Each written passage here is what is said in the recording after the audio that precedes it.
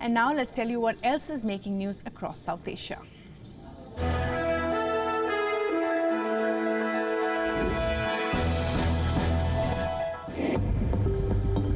India has released the second tranche of rupees 500 crore or $60 million to Bhutan for the development of infrastructure related to the Gyaltsang project, an essential national initiative by the King of Bhutan. The Gyaltsang project is designed to empower Bhutanese youth through comprehensive skill development. The fund release comes less than a week after Indian Prime Minister Narendra Modi concluded his two-day state visit to Bhutan. Modi has assured Thimphu of New Delhi's firm support in its quest for development and agreed to provide rupees 10,000 crore or $1.2 billion to the Himalayan nation over the next 5 years. The first tranche was released on January 28th earlier this year. Sri Lankan Prime Minister Dinesh Gunawardena met with Chinese President Xi Jinping in Beijing on the 27th of March. This is the first visit by a Sri Lankan leader to Beijing after Colombo put a moratorium on recurring visits by Chinese research ships to Hambantota port due to India's security concerns. However, during the recent meeting, the Chinese president called for joint efforts on high-quality Belt and Road cooperation, particularly on two flagship projects, the Port City Colombo project and the Hambantota port in Sri Lanka. He also called on the two sides to deepen logistics, energy and industrial cooperation. India is keeping a close eye on the 6-day visit of the Lankan Prime Minister as China's footprints continue to grow in the region.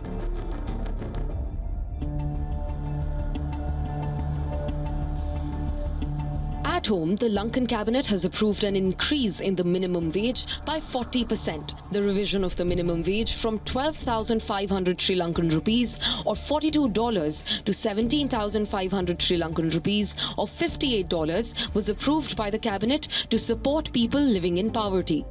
Under this, the national daily wage will also be increased by 200 rupees. 2 years back, Sri Lanka's economy collapsed after its foreign exchange reserves dwindled to record lows, triggering soaring inflation, currency depreciation, and a default on its foreign debt. Helped by a $2.9 billion program from the International Monetary Fund, the island of 22 million people has seen its economy slowly stabilize, with inflation reducing to 5.9% in February from a high of 70%. Taliban Supreme Leader Mullah Hibatullah Akhundzada has vowed to revive stoning women to death in public for crimes like adultery. According to Akhundzada, women's rights as advocated by the international community are against the Taliban's interpretation of Islamic sharia. In a voice message aired on state TV, he said, "You say it's a violation of women's rights when we stone them to death, but we will soon implement the punishment for adultery. We will flog women in public. We will stone them to death in public." Afghanistan state TV, now under Taliban control, broadcasts voice messages purporting to be from Akhundzada, who has never been seen in public aside from a few old portraits.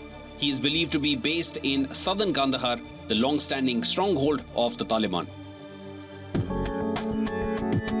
Mumbai has overtaken Beijing as Asia's billionaire capital for the first time. And here is how.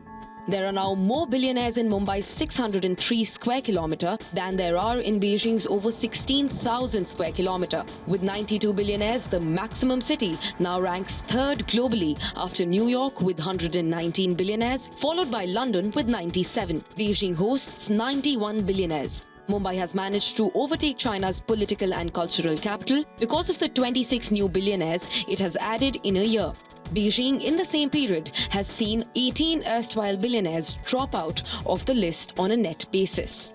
Mumbai's total billionaire wealth stands at $445 billion, with a 47% increase from the previous year, while Beijing's total billionaire wealth amounts to $265 billion, a 28% increase.